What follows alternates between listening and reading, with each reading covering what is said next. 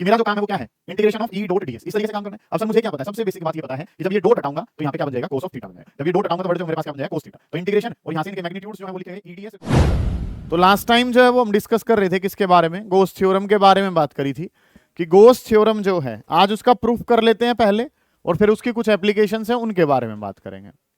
तो last time जो है वो हमने पढ़ा था और हमने पढ़ लिया था किसको, गोस थ्योरम को, जिसके बेसिस पे बहुत छोटे छोटे सवाल जो हैं वो भी हमने डिस्कस कर लिए थे।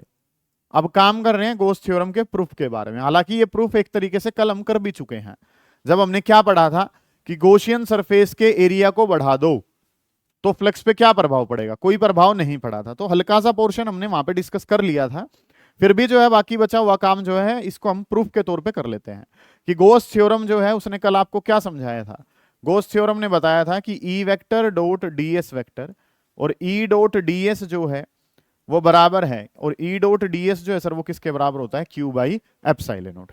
ये जो है ये प्रूव करना था गोस थ्योरम ने। उसने क्या कहा था, surface integral electric field close loop, surface integral of electric field over a close loop is equal to किसके बराबर था, 1/एप्सिलॉन नॉट ऑफ चार्ज एनक्लोज्ड। इस तरीके से काम हमने करना था। अब चीजें आपने बनानी कैसे हैं, काम करने के लिए क्या क्या आपको पता होना चाहिए। बात नंबर 1 कि सर यहाँ पे डॉट अगर वर्ड आया है तो डॉट को हटाने के लिए वर्ड क्या आता है, कोस थीटा। तो ये क्या बनेगा, ईडीएस कोस ऑफ थीटा बनेगा। सिंपल सी बात ये पता है। नेक्स्ट जो बात पता है सर वो हमें क्या पता है कि एरिया कैसी क्वांटिटी है, एरिया एक वेक्टर क्वांटिटी है, और वेक्टर क्वांटिटी है तो डायरेक्शन कहां जाएगी, परपेंडिकुलरली आउटवर्ड। डायरेक्शन जो है वो कहां जाती है, परपेंडिकुलरली आउटवर्ड। तो इसके प्रूफ के बारे में आज हमने काम करना है। ठीक है, हमने गोस थ्योरम पढ़ लिया, गोस थ्योरम होती क्या है, गोस थ्योरम के प्रूफ के बारे में अगर हम काम करें तो चीजें कैसे चलेंगी, उतारेंगे नहीं, समझेंगे ध्यान से। बहुत बेसिक सा पोर्शन है, खुद से ही कर पाओगे, इतना आसान सा काम है। ठीक है, तो इसमें अगर मैं लेफ्ट हैंड साइड को उठाता हूं, लेफ्ट हैंड साइड हम उठा लेते हैं और इसको प्रूफ जो है वो किसके बराबर कर देंगे, राइट के। आंसर आ जाएगा कि काम जो है सर वो हमें क्या क्या पता है। एक एक कंसेप्ट को हम समझते हुए चलेंगे कि E vector dot DS vector, E dot DS जो है ना वो मैंने करना है कि मेरा जो काम है वो क्या है, integration of E dot DS. इस तरीके से काम करना है। अब सर मुझे क्या पता है, सबसे बेसिक बात ये पता है कि जब ये डॉट हटाऊंगा तो यहाँ पे क्या बन जाएगा, कोस ऑफ थीटा बन जाएगा। जब ये डॉट हटाऊंगा तो वर्ड जो है मेरे पास क्या बन जाएगा, कोस थीटा। तो इंटीग्रेशन और यहां से इनके मैग्नीट्यूड्स जो है वो लिखे गए ईडीएस कोस ऑफ थीटा लिखा गया। इस तरीके से काम जो है ना वो मुझे पता है कि अगर हम बात करें तो A vector dot B vector, A dot B लिखते हैं तो ए डॉट बी क्या होते हैं, एरो हटा देते हैं और क्या लिख जाता है, A B cos of theta. ये बातें जो है ना सर वो मुझे पता है कि ए वेक्टर डॉट बी वेक्टर है, ए डॉट बी अगर मुझे बताना है तो ए के ऊपर से एरो हटा दी, बी के ऊपर से हटा दी और क्या लिख दिया, कोस ऑफ थीटा। सेम काम यहां कर लिया कि ई डॉट डीएस था तो ई डीएस कोस ऑफ थीटा हमारे पास। इतना काम जो वो आपने कर लिया। अब चीजें बनानी कैसे होती हैं सुनिए ध्यान से कि इस तरीके से कंसेप्ट जो है वो हमारे पास है कि मान लो काम जो है वो हमने क्या करना है कि हमारे पास जो है वो एक सरफेस है इस तरीके से, यहां पे जो है ना वो आपने कोई चार्ज रखा हुआ है, ये हमारे पास कोई पॉजिटिव चार्ज रखा हुआ है। कैसा चार्ज रखा हुआ है, ये एक पॉजिटिव चार्ज जो है ना वो रखा हुआ है। अब पॉजिटिव चार्ज से अगर मैं बात करता हूं तो किसी भी पॉइंट पे अगर हम बात करेंगे तो इलेक्ट्रिक फील्ड जो है वो कहां निकल रहा होगा, बाहर की तरफ। ठीक है, पॉजिटिव चार्ज है, पॉजिटिव चार्ज से हमें फील्ड पता है, पॉजिटिव चार्ज से फील्ड कहां निकलता है, बाहर की तरफ। इस वाले पॉइंट को जब देखना चाहेंगे तो इसका एरिया वेक्टर, एरिया वेक्टर भी कहां होता है, परपेंडिकुलरली आउटवर्ड। ठीक है, कि हमने क्या कंसीडर करा, हमने कंसीडर करा एक पॉजिटिव चार्ज, पॉजिटिव चार्ज से फील्ड कहां निकलता है, बाहर। ठीक है, इसके आसपास जो है वो हमने एक एरिया मान लिया और मान लो ये डिस्टेंस जो है सर, ये डिस्टेंस किसके बराबर है, आर के बराबर। ये डिस्टेंस किसके बराबर है, आर। एक स्फेरिकल सरफेस उसके आसपास हमने मान लिया। तो पॉजिटिव चार्ज से जो फील्ड बाहर निकलता है, किसी भी पॉइंट पे बात करो तो फील्ड कहां निकलेगा, बाहर। इस स्फीयर पे डायरेक्शन देखनी तो जहां से दिखेगा वहीं एरिया वेक्टर कहां होगा, परपेंडिकुलरली आउटवर्ड। दोनों परपेंडिकुलरली आउटवर्ड हैं, और क्योंकि दोनों परपेंडिकुलरली आउटवर्ड हैं तो सर इनके बीच में एंगल जो है वो किसके बराबर है, 0 के बराबर। इनके बीच में एंगल कितना हो गया, 0। पहला स्टेप हमें क्या करना था, ई डॉट डीएस करना था। ई डॉट डीएस करना है तो डॉट हटाने के लिए वर्ड क्या आ जाता है, कोस थीटा। अगला स्टेप था कि थीटा क्या होगा, पॉजिटिव चार्ज से फील्ड कहां, बाहर, एरिया वेक्टर भी कहां, बाहर। दोनों बाहर हैं तो एंगल कितना हो गया, 0। हो गया काम खत्म। क्या रह गया यहां पे काम जो है वो क्या बन गया, ई डीएस और cos of angle. Cos of angle जो है सर वो इनके बीच में कितना है, 0। कोस ऑफ एंगल जो है सर वो कितना है, 0। कोस 0 कितना होता है सर, 1। तो ये क्या हो गया, ई इंटू में यहाँ पे ये काम क्या हो गया, ई डी एस और कोस जीरो की वैल्यू जो है सर वो कितनी होती है 1। अब अगर मैं बात करूं तो ऑपरेटर, ऑपरेटर की शक्ल में कौन है, एस, एस इसमें है नहीं तो ये कहां आ जाएगा, बाहर आ जाएगा, ई बाहर आ गया और इंटीग्रेशन किसका हो गया, डीएस का। सही है इतनी बातें। अब काम जो वो हमने क्या करना है, इसका सरफेस एरिया, ये स्फीयर है, स्फीयर अगर है तो इसका टोटल सरफेस एरिया कितना बनेगा, 4 पाई आर का स्क्वायर। तो इसकी अगर हम बात करें लिमिट्स लिखें तो 0 से लेके कहां तक जाएगा सर, ये 4 पाई आर स्क्वायर तक। तो ई की जगह तो ई और डीएस का एरिया जो है वो कितना बन जाएगा, 4 पाई आर स्क्वायर।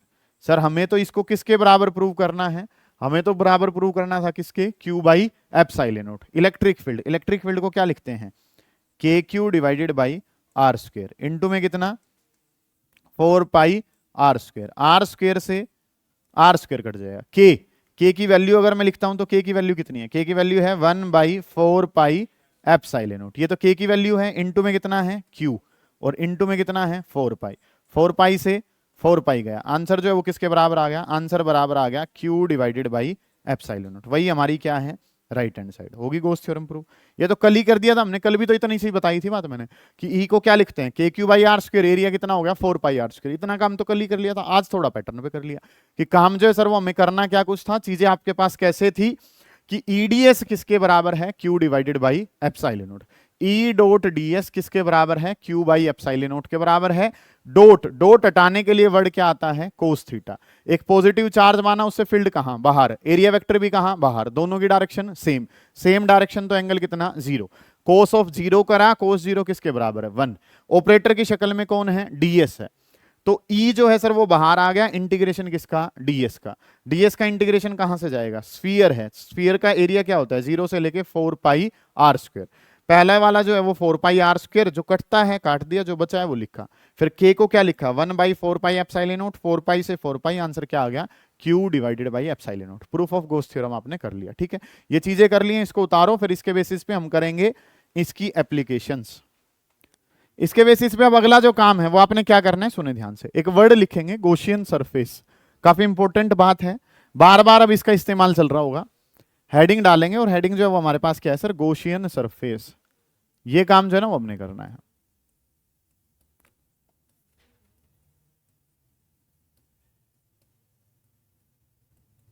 हेडिंग डालें और हेडिंग क्या डालेंगे, गॉसियन सरफेस, ठीक है।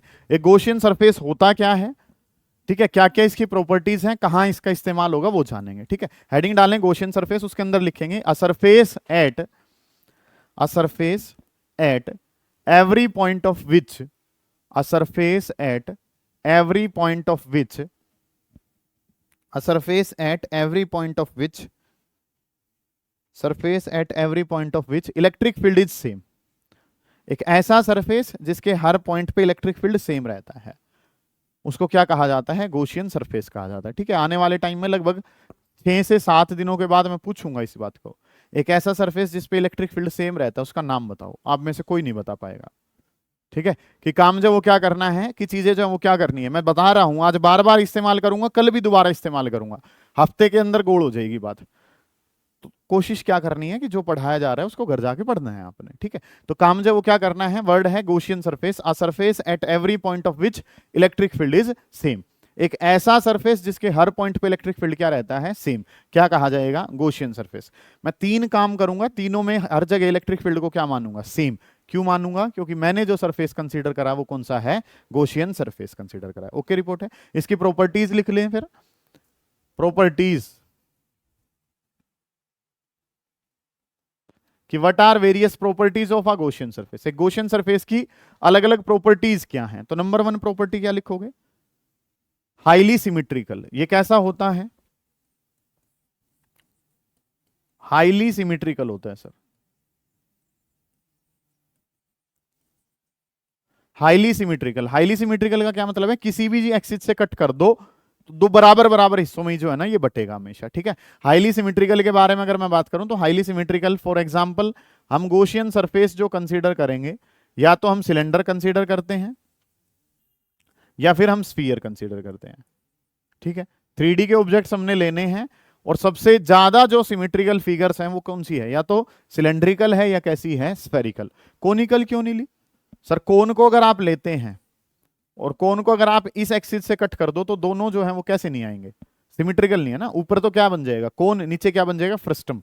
फ्रस्टम पढ़ा है तुमने 10th के सिलेबस में? अब नहीं है फ्रस्टम, पहले होता था। बाल्टी की शेप जो है वो क्या होती है, फ्रस्टम होती है। मतलब इस तरीके से जो ये बच गया, ये जो शेप है, ठीक है, उल्टी होगी बाल्टी, ठीक है।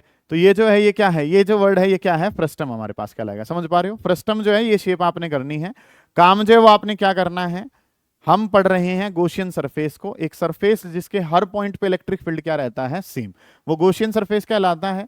अगली बात, इसकी प्रॉपर्टीज क्या है। पहली प्रॉपर्टी तो क्या होगी, फील्ड सेम रहेगा। दूसरी प्रॉपर्टी, हम गॉसियन सरफेस हाईली सिमेट्रिकल वाले लेते हैं ताकि आपका आंसर जो है वो आसानी से आ सके। इनमें अगर इनकी कैटेगरी को डिफाइन करा जाए, या तो सिलेंड्रिकल लेते हैं या कैसा लेते हैं, स्फेरिकल लेते हैं। कोन क्यों नहीं ले लिया, क्योंकि अगर ऊपर से कट करेंगे तो ऊपर तो कोन, नीचे क्या है, फ्रस्टम, ठीक है। ये तो हाईली सिमेट्रिकल नहीं है। नेक्स्ट, ये कैसा होता है सर, इनविजिबल होता है। ये कैसा होता है, नेक्ड आई से आप इसको, मतलब कि ये एक इनविजिबल है, और ये आपने जो है इसको क्या करा है, बस एक तरीके से आपने इसको एज्यूम करा है, इनविजिबल है। और ये बात आप पहले से ही जानते हो, फिजिक्स में अगर कोई चीज इनविजिबल है तो हम उसको कैसा बनाते हैं, डोटेड बनाते हैं, ठीक है। कोई चीज दिखाई दे रही है तो कैसी बनाई जाती है, सॉलिड लाइन से, और अगर डोटेड है तो इसका मतलब हम उसे नहीं देख पा रहे हैं, ठीक है। तो ये दो बातें आपको पता चल गई। इलेक्ट्रिक फील्ड हर पॉइंट पे क्या रहेगा, सेम। बात नंबर 2, इनविजिबल है, और बात नंबर 3, हाईली सिमेट्रिकल। हम फिगर के अनुसार काम करेंगे कि या तो स्फेरिकल बनाएंगे या कैसा बनाएंगे, सिलेंड्रिकल। और कुछ बना ले तो काम तो हो जाएगा वहां से भी, लेकिन वो हमारे लिए मुश्किल हो जाएगा। इसलिए हम अपने काम को आसान करते हुए इनको हाईली सिमेट्रिकल लेके चलते हैं, ठीक है जी। गॉसियन सरफेस जो है सर वो वर्ड क्लियर है। अब एप्लीकेशंस ऑफ गॉस थ्योरम, इनके बारे में काम करेंगे, ठीक है। ये जो काम है इस पे हम ध्यान देंगे। Application of Gauss theorem, Gauss theorem का इस्तेमाल कहां कहां पे है, इन चीजों को हम जानेंगे। एप्लीकेशंस ऑफ गॉस थ्योरम, जो गॉस थ्योरम है, इस गॉस थ्योरम की क्या क्या एप्लीकेशंस हैं, ये काम जो है ना बेटा वो हमने करना है कि हम गॉस थ्योरम का इस्तेमाल कहां कहां करते हैं। बड़ा शानदार काम है। एक बात ये जो है ध्यान रख लेना, आज मैंने करवा दिया, आज जाके इसको पढ़ना है आपने, मतलब कल की तारीख में ही आनी चाहिए। कल एप्लीकेशन नंबर 2 करवा दूंगा तो फिर 2 भी आ जानी चाहिए, फिर 3rd करवा दूंगा, 3rd आ जानी चाहिए। अगर मैं बताऊं तो ये इस चैप्टर का लास्ट है, मतलब कि 3 एप्लीकेशन रह गई हैं, चैप्टर खत्म हो जाएगा, और यही आपके पेपर में आना है।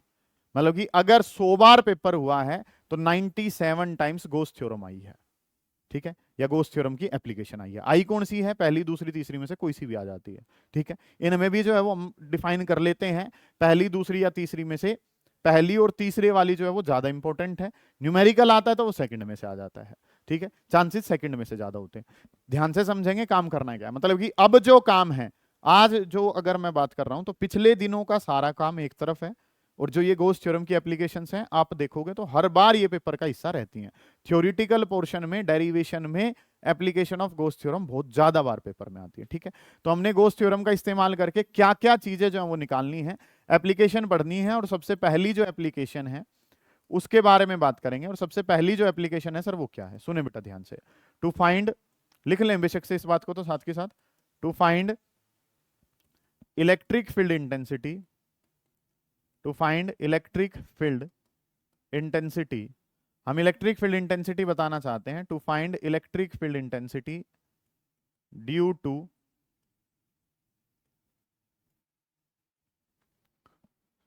Thin infinite long straight conductor.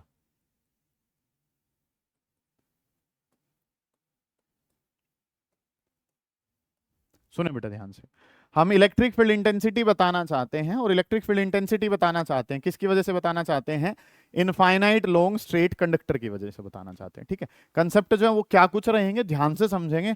हर बच्चे के बात समझ में आ रही होगी, पेन कॉपी बंद कर दो और यहाँ पे ध्यान देना शुरू करो, ठीक है। सारे बच्चे गौर करेंगे, पेपर में छप चुकी है बात, ठीक है। अगर डेरिवेशन की बात करूं तो 3 नंबर के लिए, और साथ में अगर न्यूमेरिकल आ गया तो 5 नंबर का सवाल यही होगा, ठीक है।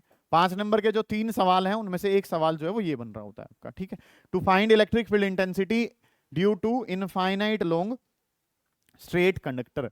अब वर्ड जो है ना सर वो कई हैं, इन वर्ड्स के बारे में अगर हम बात करें तो एक वर्ड है स्ट्रेट कंडक्टर, एक जो वर्ड है वो तो क्या है, स्ट्रेट कंडक्टर, ठीक है। इस तरीके से जो है ये वायर जो है मेरे पास ये मार्कर ही ले लिया, तो ये क्या है, स्ट्रेट कंडक्टर हमारे पास है, ठीक है। नेक्स्ट जो काम करना है सर, ये कैसा है, इनफाइनाइट लॉन्ग है, और इसकी वजह से हमने क्या बतानी है, इलेक्ट्रिक फील्ड इंटेंसिटी। यूज तो किसका होगा, गोस थ्योरम का। क्या करना है सर, समझे ध्यान से। सबसे पहले तो क्या करना है, एक कंडक्टर के बारे में बात करनी है। एक कंडक्टर जो है, ये एक स्ट्रेट कंडक्टर जो है ना, वो आपने ले लिया, स्ट्रेट तो ठीक है सर, ठीक है, मेटल का बना हुआ है, इस तरीके से कर लिया। चार्ज कैरिंग कर लेते हैं, to find electric field intensity due to charge carrying लिख लो, या वैसे बिना चार्ज कैरिंग के भी हम, चार्ज होगा तभी तो इलेक्ट्रिक फील्ड निकाल पाएंगे।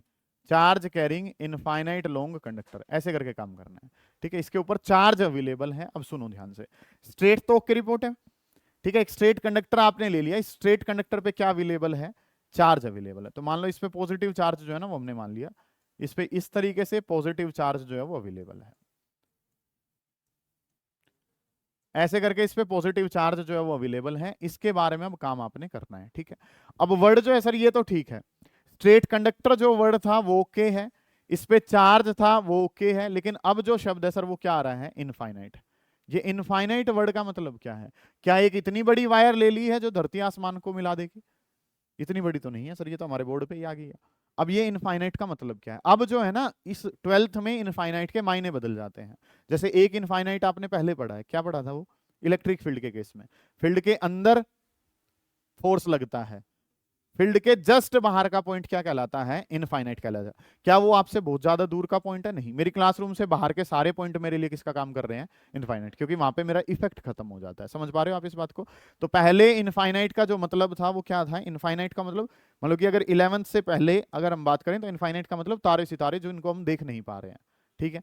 अब इनफाइनाइट का मतलब क्या हो गया, फील्ड के बाहर का पॉइंट। अब ये infinite long wire, infinite long wire का मतलब क्या है, इनफाइनाइट लॉन्ग वायर का मतलब ये नहीं है कि लाखों किलोमीटर लंबी एक वायर आपने ले ली है। इनफाइनाइट लॉन्ग वायर का मतलब क्या है कि जैसे ये जो है, ये अभी तुम्हारे लिए फाइनाइट है, किसका काम कर रहा है ये, फाइनाइट। क्यों फाइनाइट का काम कर रहा है, क्योंकि आप इसका इनिशियल भी देख पा रहे हो और आप इसका फाइनल भी देख पा रहे हो। आप इसकी इनिशियल और फाइनल दोनों पॉइंट देख पा रहे हो, आप इसकी लोअर लिमिट और अपर लिमिट, कहां से ये शुरू हुआ कहां ये खत्म हुआ, तो ये किसका काम कर रहा है सर, फाइनाइट का काम कर रहा है, ठीक है। अगर आप क्या करें कि मैं इसको यहां पे ले आता हूं, इतने पास ले आता हूं, तो ना तो मुझे क्या पता चल रहा है कि ये शुरू कहां से हो रहा है, ना मुझे क्या पता चल रहा है कि ये खत्म कहां पे हो रहा है, तो ये मेरे लिए किसका काम करेगा, इनफाइनाइट का। अगर आप एंड पॉइंट देख पाते हैं तो वो चीज क्या कहलाती है, फाइनाइट, और अगर एंड पॉइंट ना दिखे तो वो क्या कहलाती है, इनफाइनाइट, ठीक है। आसमान आपको इनफाइनाइट लग रहा है, क्यों, ना तो आपको ये पता चल रहा है शुरू कहां से हो रहा है, ना आपको ये पता चल रहा है कि खत्म कहां पे हो रहा है, ब्लू ब्लू ही दिखाई दे रहा है, ठीक है। तो इस वजह से आप उसको कैसा कह देते हैं, इनफाइनाइट, ठीक है। सिंपल सी बात है, ये दीवार अभी हमारे लिए किसका काम कर रही है, फाइनाइट, क्योंकि जहां से शुरू हो रही है जहां खत्म हो रही है वो दिख रहे हैं। दीवार के पास लग जाओ जाके बिल्कुल, ठीक है, तो काम क्या हो जाएगा, ना तो आपको इसका अपर दिखेगा ना क्या दिखेगा, लोअर वाला हिस्सा। तो वही दीवार अब हमारे लिए किसका काम कर रही है, इनफाइनाइट का। लेंथ इतनी बड़ी नहीं है, पॉइंट ऑफ ऑब्जर्वेशन काफी पास है, ये अभी तुम्हारे लिए किसका काम कर रहा है, फाइनाइट, क्योंकि आपको इसकी शुरुआत और अंत दोनों दिखाई दे रहे हैं। अगर मैं इसको बहुत पास से ऑब्जर्व करूंगा तो ना तो इसका अपर दिख रहा ना क्या दिख रहा, लोअर, तो यही जो है ये मेरे लिए किसका काम कर रहा है, इनफाइनाइट का, ठीक है। ये क्या है, फाइनाइट या इनफाइनाइट, ये दोनों है। अगर तुम्हारे जहां पे तुम बैठ के देख रहे हो तो ये कैसा है, और अगर ये तुम्हारे काफी पास चला जाए तो वो किसका काम करेगा, इनफाइनाइट। तो इनफाइनाइट लॉन्ग वायर का मतलब समझ में आ गया होगा। इनफाइनाइट लॉन्ग वायर का मतलब आप इसको यहां से नहीं देख रहे हैं, आप इसको वहां से देख रहे हैं जहां पे आपको इसके इनिशियल और फाइनल पॉइंट्स दिखाई नहीं पड़ रहे हैं। क्या ये लाखों किलोमीटर लंबी है, नहीं, वायर की लेंथ तो मीडियोकर सी ही है, कोई खास लेंथ नहीं है, लेकिन point of observation is lying very close to the wire, कि वायर के काफी पास से आप उसको देख रहे हैं, इस वजह से वो किसका काम कर रही है, इनफाइनाइट का। अभी अगर मैं इस स्क्रीन के बारे में बात करूं तो ये स्क्रीन तुम्हारे लिए किसका काम कर रही है, फाइनाइट, क्योंकि ये शुरू कहां से हो रही है, खत्म कहां पे हो रही है, वो किसका काम कर रही है आपके लिए, फाइनाइट का। मैं इसके बिल्कुल यहां जाके खड़ा हो जाता हूं तो मुझे यहां पे क्या दिख रहा है, मुझे ना इसका अंत दिख रहा है ना इसकी शुरुआत दिख रही है, तो ये मेरे लिए किसका काम कर रही है, इनफाइनाइट। तो इनफाइनाइट का दूसरा मतलब आज आपको समझ में आ गया कि अगर पॉइंट ऑफ ऑब्जर्वेशन काफी क्लोज है, आपको इनिशियल और फाइनल पॉइंट्स दिखाई नहीं पड़ रहे हैं, तो इस बात का छोटा सा मतलब क्या है कि वो पोर्शन जो है वो हमारे लिए किसका काम कर रहा है, इनफाइनाइट का काम कर रहा है। समझ आ गई ये बातें आपको, इनफाइनाइट वर्ड क्लियर है। स्ट्रेट कंडक्टर ओके रिपोर्ट है, चार्ज इसके ऊपर है, हमने इसके ऊपर क्या बना लिया, पॉजिटिव चार्ज। अगली बात, ये इनफाइनाइट कैसे है सर? इनफाइनाइट ऐसे है, ये इनफाइनाइट नहीं है। अब ये कैसी होगी मेरे लिए infinite? Point of observation is lying very close to the wire, कि पॉइंट ऑफ ऑब्जर्वेशन जो है वो वायर के काफी पास का पॉइंट है। ठीक है, ये बातें जो है सर वो पता चलेगी। अब करना क्या है, हमें इलेक्ट्रिक फील्ड इंटेंसिटी इसकी वजह से बतानी है। इसके 4 स्टेप लिखने नहीं है, याद करने हैं दिमाग में। सबसे पहला जो स्टेप है सर वो हमने क्या करना है, इसका सबसे पहला स्टेप है mark a suitable Gaussian surface. Mark a, ये लिखना विखना कुछ नहीं है आपने अभी। Mark a suitable Gaussian surface, एक सुटेबल गॉसियन सरफेस जो है इसके लिए मार्क कर लीजिए, बना लीजिए एक सुटेबल गॉसियन सरफेस। एक वायर है, वायर के आसपास का पोर्शन कैसा है, सिलेंड्रिकल है, तो इसके आसपास क्या बना लीजिए, एक सिलेंड्रिकल गॉसियन सरफेस बना लीजिए। गॉसियन सरफेस का क्या मतलब है सर? जिसके हर पॉइंट पे इलेक्ट्रिक फील्ड क्या रहेगा, सेम। ये हाईली सिमेट्रिकल है, तो सिलेंडर के आसपास क्या ही बना लिया, सिलेंड्रिकल पोर्शन जो है ना वो आपने बना लिया। दिखाई देता नहीं है, इस वजह से इसको कैसा बनाऊंगा, डॉटेड बनाऊंगा। ठीक है, तो पहला स्टेप क्या है, पहला स्टेप है मार्क का सुटेबल गॉसियन सरफेस। तो इसके आसपास जो है वो इस तरीके से, इस वायर को जो घेर रहा होगा इस तरीके से इसके आसपास जो है वो आपने क्या बना लिया, एक गॉसियन सरफेस बना लिया। ये जो सिलेंड्रिकल पोर्शन बनाया है, ये सिलेंड्रिकल पोर्शन किसको शो कर रहा है, ये शो कर रहा है सर गॉसियन सरफेस को। ये डॉटेड क्यों बना दिया, क्योंकि ये कैसा होता है, इनविजिबल होता है। कैसा होता है, ये इनविजिबल होता है। ठीक है, सिलेंड्रिकल क्यों बनाया, क्योंकि वायर का सिमेट्रिकल पोर्शन क्या ही होता है, सिलेंडर ही होता है। इस वजह से इसको कैसा बना दिया, सिलेंड्रिकल। कोनिकल क्यों नहीं बनाया, काम मुश्किल नहीं करना है, काम को आसान करना है। क्या कोनिकल से निकल जाएगा, आंसर तो आ जाएगा, हम नहीं निकाल पाएंगे सर। हम तो किसके लिए काम करेंगे, सिलेंड्रिकल के लिए। समझ आ रही है ये बातें? सबसे पहला स्टेप क्या है, मार्क का suitable Gaussian surface. Okay report है, इतनी बात तो। अब सेकंड जो स्टेप है सर, सेकंड स्टेप है mark E vector and DS vector. Second जो स्टेप है, मतलब स्टेप वाइज चलोगे। क्या ये ऐसे करके पेपर में लिख के आने, नहीं, ये बस दिमाग में पता हो ताकि आपका कोई स्टेप ना छूटे। मार्क करना है किसको, ई वेक्टर को और किसको, डीएस वेक्टर को। सबसे पहले जो सवाल करवाए थे वो उस टाइम पे, उनकी हेल्प से हम ये चीजें जो है ना वो बहुत आसानी से कर पाएंगे। कि सर मुझे जो पता है, हमें क्या पता है कि ये जो सिलेंड्रिकल का एक पोर्शन कौन सा है, ये वाला क्रॉस सेक्शनल एरिया। सेकंड वाला जो है वो हमारे पास क्या है, ये कर्व्ड वाला है, और थर्ड वाला जो है वो ये वाला पोर्शन है। ठीक है, इस तरीके से काम मुझे पता है कि सर 3 सेक्शन हमारे पास हैं, और 3 सेक्शन में अगर मैं बात करूं तो 1 2 3 ऐसे ही हमने क्वेश्चंस में भी माने थे। ठीक है, अगला जो काम है सर वो हमें क्या पता है, मुझे किसकी डायरेक्शन मार्क करनी है, ई वेक्टर की और किसकी, डीएस। अब ये फर्स्ट वाले पोर्शन में, सेकंड में, थर्ड में ई इलेक्ट्रिक फील्ड बताना है। इलेक्ट्रिक फील्ड कहां जाता है, पॉजिटिव से दूर। पॉजिटिव से कहां जाता है, दूर। तो ये वाला पॉजिटिव है, पॉजिटिव से इलेक्ट्रिक फील्ड कहां चला गया, दूर। यहाँ पे इस वाले सेक्शन में बात करूंगा तो पॉजिटिव से इलेक्ट्रिक फील्ड कहां जाएगा, दूर। ये पॉजिटिव है, इस वाले पॉजिटिव से भी इलेक्ट्रिक फील्ड कहां जाएगा, दूर। पॉजिटिव से फील्ड कहां जाता है, दूर जाता है। ठीक है, इतनी बात। सर 3 ही क्यों बनाई, 3 एरिया है बेटा, 3 फील्ड जो है वो आपने बना के दिखा दिए। सर यहाँ दिखाना चाहता हूँ, यहाँ बना लो, यहाँ भी कहां जाएगा, ऊपर। पॉजिटिव से फील्ड कहां जाएगा, बाहर की तरफ जाता है। पॉजिटिव से बाहर की तरफ फील्ड बना लिया आपने। अगर मैं इनके बारे में बात करूं तो ये इलेक्ट्रिक फील्ड कितना कहता हूं, ई। तो सर ये भी कितना होगा, और ये भी कितना होगा, ई। कोई बच्चा जवाब देगा, ई क्यों मान लिया, गॉसियन सरफेस है सर। बहुत बढ़िया, सरफेस जो है वो कैसा है, गॉसियन सरफेस है, और सरफेस गॉसियन है तो हर पॉइंट पे इलेक्ट्रिक फील्ड क्या रहेगा, ये तो लिखवाया आते ही आज। ठीक है, कि क्योंकि सरफेस कैसा है, गॉसियन सरफेस है, तो हर पॉइंट का इलेक्ट्रिक फील्ड क्या रहेगा, सेम रहेगा। ई वेक्टर की डायरेक्शन को मार्क करना था, कर चुके। पॉजिटिव चार्ज से फील्ड जो है वो कहां जा रहा है, बाहर जा रहा है, सही है। अब किसको मार्क करना है, डीएस को। किसको मार्क करना है, डीएस का मतलब क्या है, एरिया वेक्टर। किसको मार्क करना है, एरिया वेक्टर। ये कहां से दिख रहा है, यहां से, तो परपेंडिकुलरली आउटवर्ड इस तरफ बन जाएगा। इसको अगर मैं मार्क करना चाहता हूं, इसको मार्क करेंगे तो इसका एरिया वेक्टर कहां जाएगा, इस तरफ। समझ आ रही है ये क्यों आएगा, क्योंकि सिलेंड्रिकल पोर्शन जहां से दिखेगा वहीं उसका क्या होता है, एरिया वेक्टर। इस तीसरे वाले के बारे में बात करूं तो तीसरे वाला कहां बना दूंगा, इस तरफ। और अगर मैं बात करूं ऊपर वाले के बारे में, इस वाले पॉइंट पे अगर मैं देखना चाहूंगा तो सिलेंडर में अगर हम बात करें तो इसका एरिया वेक्टर कहां चला जाएगा, इस तरफ से बाहर चला है। जिस एरिया के बारे में बात करनी है वहां पे जाके खड़े हो जाओ और देखना शुरू करो कि सर ये सिलेंड्रिकल पोर्शन था, ये वाला कहां से दिख रहा है, यहां से दिख रहा है तो एरिया वेक्टर इस तरफ। ये वाला यहां से दिख रहा है तो सर एरिया वेक्टर कहां, इस तरफ। ऊपर वाले की बात करूं तो ऊपर की तरफ। ठीक है, ये पॉजिटिव चार्ज से फील्ड तो बाहर निकाल लिया था बेटा। फील्ड की डायरेक्शन क्या है, पॉजिटिव से कहां जाएगी, बाहर। एरिया वेक्टर की डायरेक्शन क्या है, परपेंडिकुलरली आउटवर्ड। सही है, इतनी बातें। अब काम जो है, ये फर्स्ट वाला सेक्शन था, फर्स्ट वाला सेक्शन है तो सर नाम क्या बन गया, ds1 बन गया। एरिया भी वेक्टर था तो इसके ऊपर क्या लगा लिया, वेक्टर। ये सेकंड वाला जो है इसको नाम क्या दे दिया, ds2 नाम दे दिया, और इसको नाम क्या दे दिया, ds3। सर तो फिर इलेक्ट्रिक फील्ड को भी तो E1 E2 E3 मान लो। नहीं मानेंगे, क्यों नहीं मानेंगे? गॉसियन सरफेस है। सर ये सारे बाहरी क्यों काट दिए?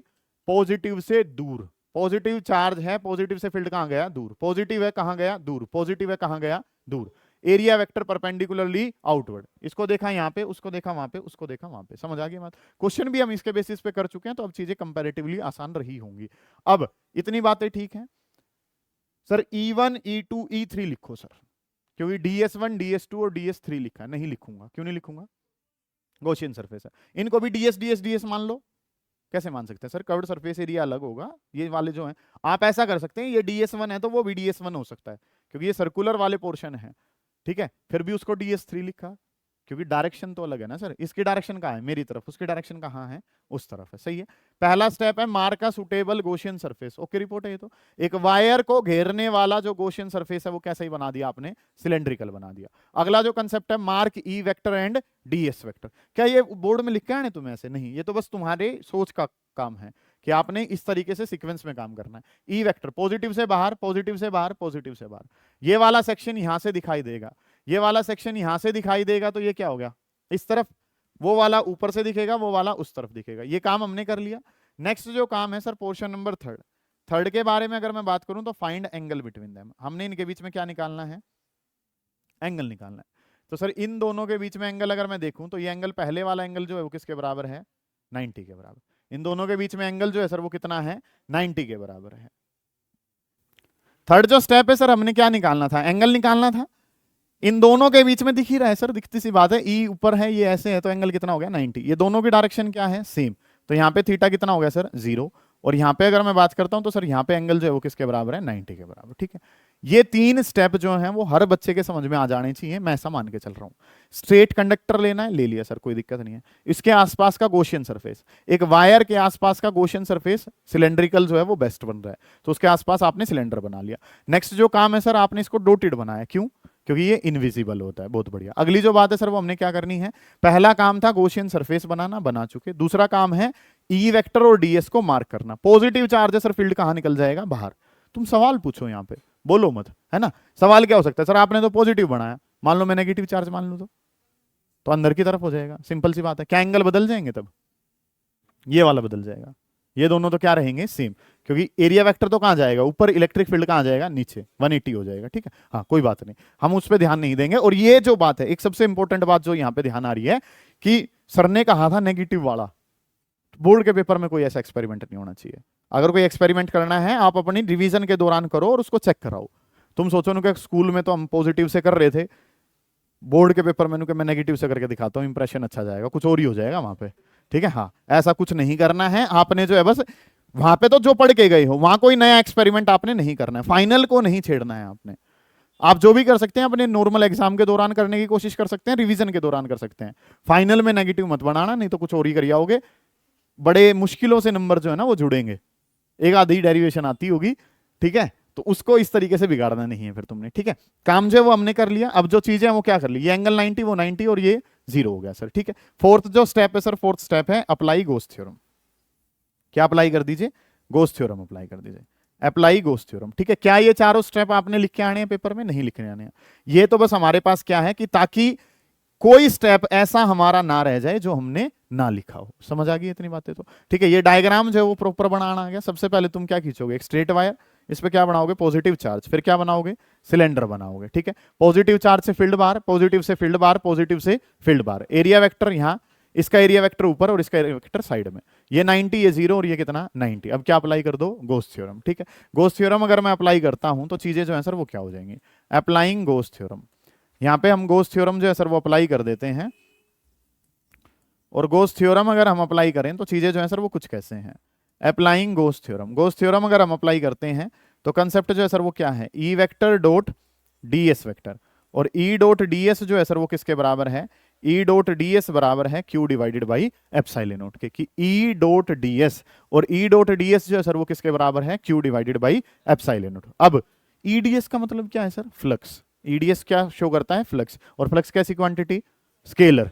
Flux is a scalar quantity. तीन एरिया है सर, तीनों के लिए लिख लेते हैं इस काम को। इसको जब तीनों के लिए लिखेंगे तो ये काम जो है सर वो हमारे पास क्या बन गया?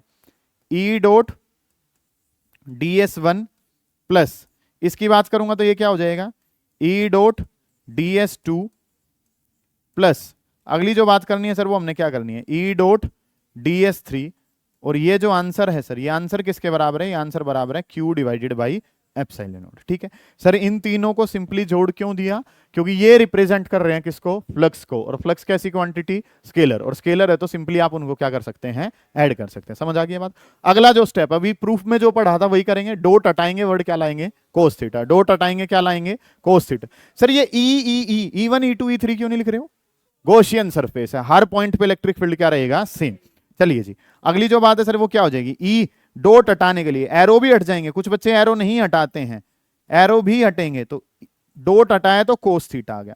अगली जो बात है सर वो हमारे पास क्या हो जाएगा, ई डी एस टू और इंटू में कितना, कोस थीटा टू। अगले वाले की बात करूंगा तो ई डी एस थ्री और इंटू में कितना, कोस थीटा थ्री, और ये आंसर बराबर है, और ये आंसर किसके बराबर है, Q divided by epsilon not के। ठीक है कि आंसर जो है सर वो किसके बराबर है, कोई बात हो रही है, गोस थ्योरम लगानी थी, 3 फेस हैं तो 3 बार लिख लिया, डॉट हटाया तो वर्ड क्या आ गया, कोस थीटा। सही है सर, सबसे बढ़िया बात जो है वो क्या है कि ये एंगल कितना 90, ओहो हम तो चाहते हैं सर एंगल 90 बने, थीटा 2 कितना है और थीटा 3 कितना 90। सही है, जहां पे भी एंगल 90 होगा सर कोस 90 कितना हो जाता है, 0 के बराबर, ये 0 और ये वाला पोर्शन जो है ये भी कितना 0। चलो सर 3 में से 2 हिस्से तो कितने बन गए 0, एंगल 90 था, कोस 90 कितना 0, समथिंग मल्टीप्लाई बाय 0 इज 0। समझ आ रही है यहां तक की बातें।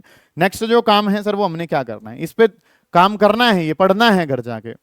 तो इंटीग्रेशन किसका, ई फिर क्या था ds2 और cos of angle between them, cos of angle कितना था 0, और ये आंसर किसके बराबर है, ये आंसर बराबर है Q divided by epsilon not. Okay report है सर, इतना काम। तो कोस 0 कितना था सर 1, ई कांस्टेंट है बाहर, ये ई जो है वो तो बाहर आ गया क्योंकि ऑपरेटर की शक्ल में क्या है, सिर्फ ds है, ई में तो ds नहीं है तो ई को कहां कर लिया बाहर, इंटीग्रेशन किसका ds2 का, और ये आंसर किसके बराबर है Q divided by epsilon not. ये आंसर किसके बराबर है, Q बाई एप्सिलॉन नॉट। अब सेकंड वाला एरिया, सेकंड वाला कौन है, curved surface area. Curved surface area के बारे में बात करता हूं तो ये लेंथ जो है मान लो कितने के बराबर है, l, ये लेंथ कितनी है l, और ये जो रेडियस है ये किसके बराबर है r, ये रेडियस जो है वो किसके बराबर है r। समझ पा रहे हो आप मेरी बात को, मैं क्या कहना चाह रहा हूं कि लेंथ जो है वो कितनी है l, रेडियस कितनी है r। सेकंड वाला एरिया कौन सा है, curved surface area. Curved surface area का फॉर्मूला बोलो, 2 पाई r इंटू एच होता है, 2 पाई r इंटू एच, एच की जगह लेंथ है तो 2 पाई r और इंटू में कितना हो गया l। सही है इतनी बातें।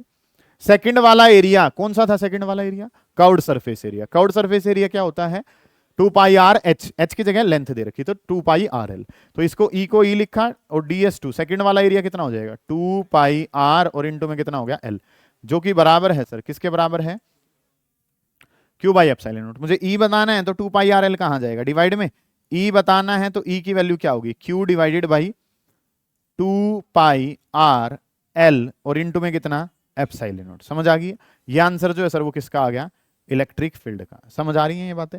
तो पहला जो काम है सर वो हमने, एक स्ट्रेट कंडक्टर है, उस स्ट्रेट कंडक्टर की वजह से फील्ड बताना है।